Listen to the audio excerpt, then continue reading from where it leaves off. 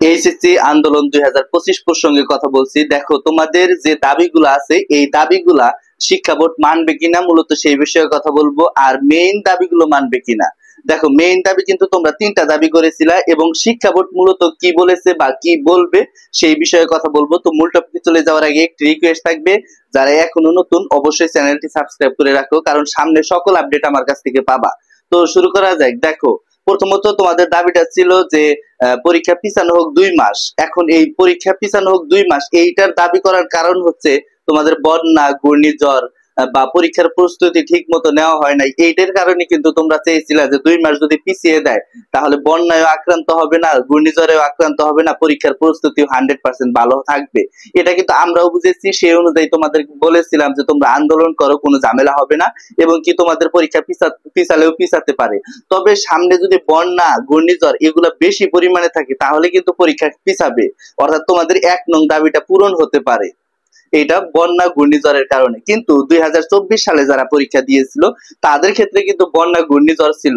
যে যে অঞ্চলে বন্যা, ঘূর্ণিঝড় ছিল সেই অঞ্চলে পরীক্ষা স্থগিত করেছিল, কিন্তু যে অঞ্চলে পরীক্ষা অর্থাৎ বন্যা, ঘূর্ণিঝড় ছিল না সেই অঞ্চলে কিন্তু পরীক্ষা স্থগিত করে নাই। সেক্ষেত্রে বলা যায় যে বন্যা, ঘূর্ণিঝড় যদি হয়, যে অঞ্চলে হবে সেই অঞ্চলে স্থগিত করবে। তো দ্বিতীয়ত যে দাবিটা করেছিল সেটা হচ্ছে আগের নিয়মে পরীক্ষা হোক, এমসিকিউ প্লাস সিকিউ পাস দেওয়া হোক, একসাথে পাস দেওয়া হোক যোগ করে।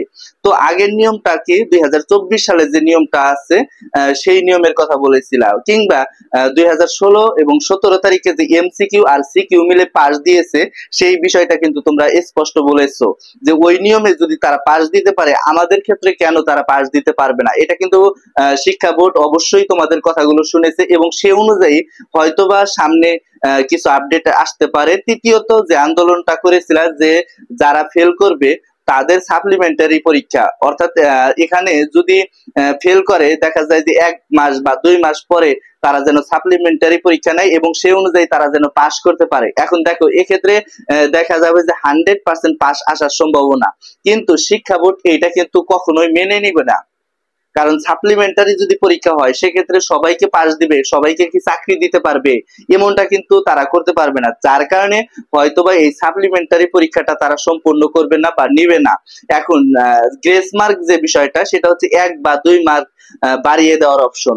গতকাল বা 2-3 দিন আগে শিক্ষা বোর্ডের অধীনে শিক্ষা উপদেষ্টা যিনি আছেন তিনি স্পষ্টভাবে বলেছেন যে আমরা কোনো খয়রাতি নাম্বার দেব না, অর্থাৎ কোনো গ্রেস মার্ক 1 বা 2 মার্ক বাড়িয়ে পাস দেব না, 1 বা 2 মার্ক বাড়িয়ে এ প্লাস দিব না, এইরকম কিন্তু তিনি বলেছেন। তবে শিক্ষা বোর্ড মূলত এই তোমাদের যে 3টা দাবি এই নিয়ে কি বলতে পারে বা কি বলেছে, দেখো শিক্ষা বোর্ড এখন পর্যন্ত এই বিষয়ে কোনো কথা বলে নাই। আমরা দেখেছি যে যমুনা টিভি সেখানে একটা কনফারেন্স ছিল, সেই কনফারেন্সে তোমাদের ব্যাপারে কিছু বলে নাই, অর্থাৎ তোমরা কিন্তু জোরালো ভাবে দাবি করতেছো। এখন অনেকেই বলছো যে 10টার সময় আন্দোলনে সবাই অংশ থাকো, কিন্তু আজকে কিন্তু সবাই ছিল না বা গতকালও সবাই ছিল না। যদিও সবাই নাই সেক্ষেত্রে কিন্তু শিক্ষা বোর্ড কিন্তু এ বিষয়ে কোনো মাথা ব্যথা করবে না বা মাথা ঘামাবে না। তো দেখা যাক, তোমরা যদি আন্দোলন করো সেক্ষেত্রে হয়তোবা তারা এই আন্দোলনটা তীব্র হতে পারে এবং সে অনুযায়ী তারা পরীক্ষা পিছালেও পিছাতে পারে।